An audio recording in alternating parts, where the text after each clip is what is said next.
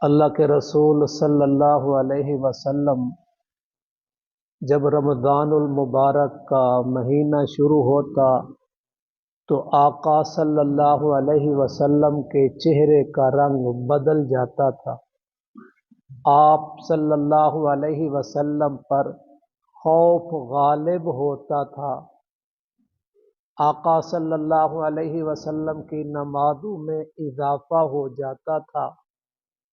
آپ صلی اللہ علیہ وسلم دعاؤں کا بہت زیادہ اہتمام فرماتے اور دعاؤں میں عاجزی کیا کرتے تھے۔ اور ایک روایت میں یوں بھی آتا ہے کہ اللہ تبارک و تعالی نے حکم فرما رکھا ہے کہ جب رمضان المبارک کا مہینہ آئے تو عرش کے اٹھانے والے فرشتے بھی اور فرشتے بھی اپنی اپنی عبادات کو چھوڑ کر امت مسلمہ کی روزے داروں کی دعاؤں پر آمین کہا کریں۔ یہ اللہ کا وعدہ ہے اور سچے نبی کی بشارت ہے صلی اللہ علیہ وسلم۔ ان اللہ لا یخلف المیعاد، اللہ تعالی وعدہ خلافی نہیں کرتا۔ وعدہ خلافی کمزوری کی علامت ہے۔ وعدے کو پورا نہ کرنا یہ کمزوری اور کمزور انسان کی نشانی ہے۔ اللہ تبارک و تعالی تو طاقتوں والا ہے، قدرتوں والا ہے۔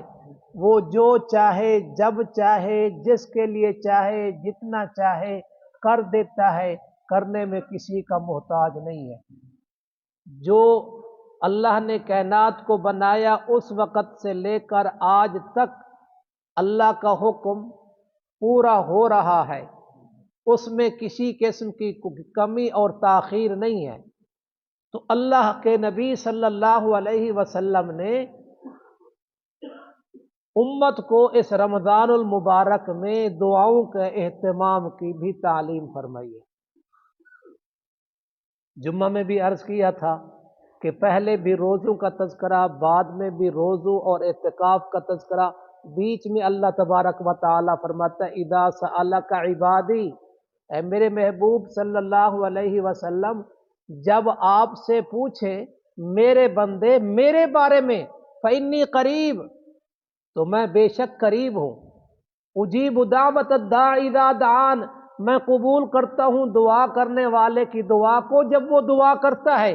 فَلْيَسْتَجِيبُوا لِي، میرا کہا مانو، مجھ سے دعا مانگو۔ وَلْيُؤْمِنُوا بِي، اور یقین کے ساتھ مانگو، یقین رکھتے ہوئے، یقین کے ساتھ۔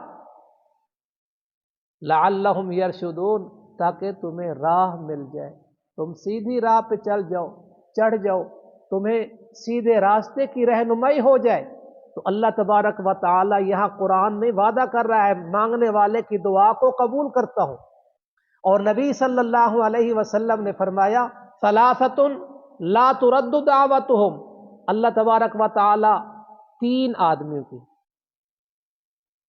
آدمیوں کی دعا کو رد نہیں کرتا۔ الصائم حتی یفطر، ایک روزے دار کی دعا جس وقت افطاری کے وقت وہ دعا کرتا ہے۔ روزہ ایک اہم عبادت بھی ہے، حکم الہی بھی ہے، اور اس روزے کو ایسی خصوصیت حاصل ہے اس کے علاوہ کسی اور عبادت کو اس قسم کی خصوصیت حاصل نہیں ہے۔ نماز بے شک اہم فریضہ ہے، اللہ نے اپنے پاس اپنے نبی صلی اللہ علیہ وسلم کو بلا کر عطا فرمایا، لیکن روزے کے بارے میں ذہن میں رکھ لے، روزہ ایک ایسی عبادت ہے جب سے فرض ہوا اس وقت سے لے کر آج تک کبھی روزہ غیر اللہ کے لیے نہیں رکھا گیا۔ بقیہ عبادات کو دیکھو، قربانی دیکھو، جانوروں کا ذبح کرنا، ہمیں قربانی کے مہینے میں حکم ہے قربانی کرنے کا، تو یہ قربانی غیر اللہ کے لیے ہوتی رہی ہے، غیر اللہ کے نام کے دمبے چھترے ہوتے رہے۔ یہ نماز ہے، قیام ہے، یہ بھی غیر اللہ کے لیے ہوتا رہا، ہو بھی رہا ہے، رکوع ہے، جھکنا ہے، سجدہ ہے، یہ بھی غیر اللہ کے لیے ہوتے رہے، شاید آگے بھی ہوتے رہے۔ حج اہم فریضہ ہے، یہ بھی طواف یہ بھی ہوتا رہا، اور آپ کا اسلام آباد کا جو مزار بنا ہوا ہے امام بری جس کو لوگ کہتے ہیں، اس کا تو طواف کیے بغیر کوئی واپسی کا ریورس گیئر لگا ہی نہیں سکتا، ایک چکر تو اس کو لگانا ہی پڑے گا، ایک چکر تو اس کو لگانا پڑے گا، لوگ تو ساتھ لگاتے ہیں جو، وگرنہ میں بتانا یہ چاہتا ہوں، باور یہ کرانا چاہتا ہوں کہ یہ روزے کو دیکھو، روزہ ایک ایسا عمل ہے جب سے فرض ہوا آج تک یہ ہمیشہ اللہ کے لیے رکھا گیا، اور بقیہ عبادات میں کہیں نہ کہیں ریا کا خطرہ ہو سکتا ہے، لیکن روزہ ایک ایسی عبادت ہے کہ اس کے اندر ریا کا خطرہ نہیں ہو سکتا۔ تو اس لیے اللہ تبارک و تعالی نے بھی فرمایا، حدیث قدسی ہے، الصوم لی وانا اجزی بہ، روزہ میرے لیے ہے، میں آپ اس کا بدلہ دوں گا۔ الصوم لی وانا اجزا بہ، روزہ میرے لیے ہے، میں اللہ خود اس کا بدلہ ہوں۔ ایک موقع پر نبی صلی اللہ علیہ وسلم نے مال غنیمت کے بارے میں فرمایا سارا مہاجرین کو دے دو۔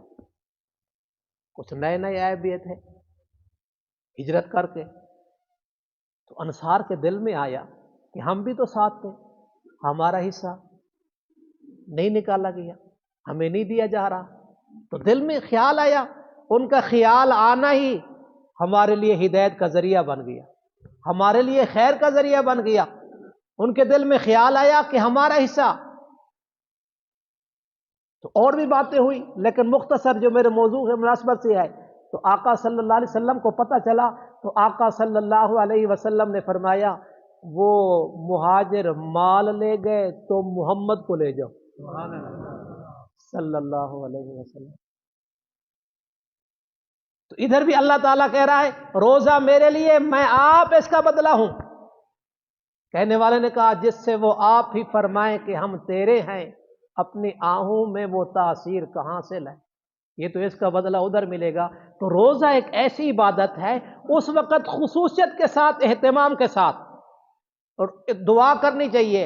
اور دوسری چیز فرمایا الامام العادل، انصاف کرنے والا۔ اس سے مراد کون ہوگا؟ پاکستان کا کوئی صدر اسحاق خان؟ ہاں جی، نہیں، ہر بڑا بادشاہ ہے، ہر چھوٹا اس کی رعایا ہے۔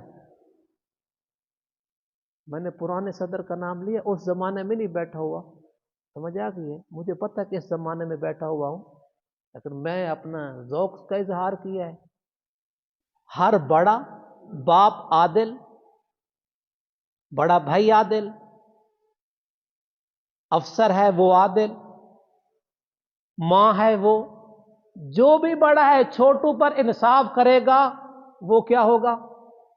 عادل، بات عادل مراد ہوگا، الامام العادل ہوگا۔ اور تیسرے نمبر پر آقا صلی اللہ علیہ وسلم نے فرمایا ودعوت المظلوم، مظلوم کی دعا بھی اللہ تبارک و تعالی رد نہیں کرتا۔ یرفعها اللہ فوق الغمام، مظلوم کی جو ہوتی ہے، مظلوم کی جو دعا ہوتی ہے، اللہ تبارک و تعالی اس کو بادلوں سے اوپر اٹھا لیتا ہے۔ وَيُفْتَحُ لَهَا أَبْوَابُ السَّمَاءِ، اور اللہ تبارک و تعالی اس کے لیے آسمان کے دروازے کھول دیتا ہے۔ اور کیا ارشاد فرماتا ہے؟ وَيَقُولُ الرَّبُّ، اللہ تعالیٰ خود کہتا ہے وَعِزَّتِي لَأَنْصُرَنَّكَ لَوْ بَعْدَ حِينٍ، تیری مدد ضرور کی جائے گی۔ اللہ وعدہ کر رہا ہے تیری مدد ضرور کی جائے گی، تیری دعا ضرور قبول کی جائے گی، اگرچہ کسی وجہ سے رکاوٹ آ گئی ہے۔ وہ مشہور محاورہ ہے، دیر ہے اندھیر نہیں ہے، دیر ہے اندھیر نہیں ہے۔ اور ویسے بھی یاد رکھ لیں اللہ تبارک و تعالی اپنے جو مانگتے ہیں نا، اپنے اللہ تعالیٰ فرشتوں کہتے ہیں روک کے رکھو۔ ایمان والا مومن بندہ جب مانگتا ہے نا، اللہ تعالیٰ فرشتوں سے کہتا ہے روک کے رکھو، اس کے مانگنے میں میں اللہ کو لطف آ رہا ہے۔ اور جب کوئی غیر مانگتا ہے نا، اللہ تعالیٰ کہتا ہے دے دو، انہیں منہ بھر دیو، یہ آواز مینو چنگی نہیں لگ رہی، جو مانگتا ہے دو اور نکل جائے، اپنوں کے لیے روک کے رکھتا ہے۔ اور حدیث میں آتا ہے کہ انسان کی دعاؤں کو ذخیرہ کیا جاتا ہے، کل قیامت کے دن اللہ ان کی دعاؤں کا جب صلہ ان کو دے گا نا، کہ تیری فلاں دعا کا یہ صلہ ہے، تیری فلاں دعا کا یہ صلہ ہے، یہ تیری فلاں دعا کا یہ صلہ ہے، تو اس وقت روزے دار کہے گا مولا او دنیا چ دعاواں قبول کیتیا کیوں سن، کہ اللہ وہ دنیا میں دعا قبول کیوں کی تھی؟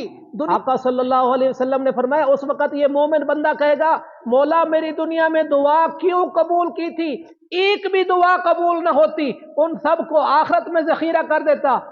کان الانسان عجولا، آقا صلی اللہ علیہ وسلم آیت پڑھ کے فرمانے لگے کہ انسان بڑا جلد باز ہے، ادھر بھی کہتا ہے اتھے ہی دے، وہ جو فیصلے کرتا ہے اپنے بندوں کے حق میں بہتر کرتا ہے۔ اللہ تبارک و تعالی آپ کو مبارک مہینے کی خیر برکتیں نصیب فرمائے اور اس عشرے کی رحمتوں سے مالا مال فرمائے۔ آپ کے مقبول اعمال اللہ تعالیٰ آپ کے مرحومین کے لیے، آپ کے والدین کے لیے ایصال ثواب کا ذریعہ بنائے، بخشش کا ذریعہ بنائے، درجات کے بلند درجوں کا ذریعہ بنائے، اور آپ کے لیے اور آپ کے اہل و عیال کے لیے خیر و برکت کا ذریعہ بنائے۔ اللہ تبارک و تعالی، یہ دعا ریکارڈ بھی ہو رہی ہے، آمین بھی دل سے کہنا۔ یہ آپ لوگوں نے مسجد بنائی ہے، آپ لوگوں کے تعاون سے بنی ہے، اتنا ماشاءاللہ خوبصورت۔ آپ کو اپنی مسجد خوبصورت لگتی ہے نہیں لگتی، لیکن لوگ آ کے بڑی تعریف کرتے ہیں آپ کی مسجد کی، یہ آپ لوگوں کا تعاون ہے۔ تو ایک کام اور بھی کر لیں، ماشاءاللہ اب تو مکھن بیٹھا ہوا ہے اس ٹاؤن کا، نچوڑ بیٹھا ہوا ہے، ایک دو اپنی دعاؤں کے لیے بیٹھے تھے، اپنی دعائیں کر رہے ہیں، اپنے ذکر کر رہے ہیں۔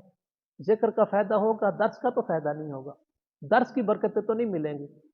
اب ذکر تو آپ گھر میں بھی جا کے کر سکتے ہیں اور کر لیں گے، کرتے ہیں، لیکن نبی صلی اللہ علیہ وسلم کے ارشاد کی مجلس کے بھی تو آداب ہے۔ آدمی اپنے ذکر میں لگا ہے، رسول اللہ صلی اللہ علیہ وسلم، اللہ اس کے رسول کی، تو اللہ کے لیے اس پہ ذرا سوچے کہ آپ کی مسجد کا ماحول کیسے بہتر ہو جائے گا۔ وہ باتیں ختم نہیں ہو رہی، وہ شور شرابہ ختم نہیں ہو رہا، نہ مسجد میں نہ مسجد کے باہر سے، تو اس کے لیے سوچیں۔ آپ اللہ کے گھر کے بارے میں سوچیں گے، اللہ آپ کے گھروں کے بارے میں سوچے گا۔ آپ اللہ کے گھر کو پاکیزہ رکھیں گے، اللہ آپ کے گھروں کو پاکیزہ رکھے گا۔ جادو سے، آسیب سے، شیاطینی اثرات سے، جنات سے، حسد سے، اختلاف سے اللہ آپ کے گھروں کو پاک کرے گا۔ آپ اللہ کے گھر کے آپ اللہ کے گھر کا تعاون کریں گے، اللہ تعالیٰ کی ذات آپ کے اور آپ کے اہل و عیال کی ضروریات کو پورا کرے گا۔ تو اس بارے میں سوچیں کہ مسجد کے پاس سے گزرتے ہوئے بھی خاموش، موٹر سائیکل گاڑیوں والے کی سپیڈ میں بھی کمی، اور اگر اندر کوئی آواز ہے تو وہ بھی اللہ کے گھر کے احترام میں انشاءاللہ کیا کر دیں گے؟ بند کر دیں گے۔ اس کے بارے میں سوچیں۔ اللہ تبارک و تعالی آپ کو دین دنیا کی خیریں برکتیں نصیب کریں۔